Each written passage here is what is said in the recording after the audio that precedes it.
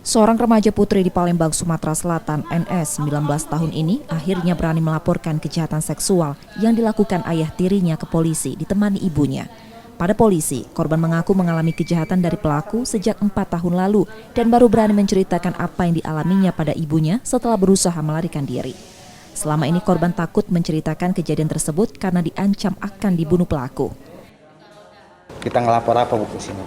Ngelapor anak diperkosa bapak tirinya. Ngomong katanya dia laneman dianu ayahnya. Diperkosa? Iya, disetubui. Jadi takut diancam. Sejak tahun berapa itu? Tahun 2016. Lah berapa kalian kira-kira? Bulan kali katanya galang dipegang kemaluannya, dipegang buah dadonya.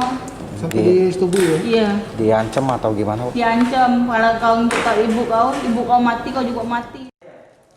Kondisi korban saat ini dalam trauma akibat kejahatan pelaku yang menahun tersebut. Laporan korban dan keluarganya kini dalam penanganan Polrestabes Palembang. Yudi Kiswanto, Kompas TV, Palembang, Sumatera Selatan.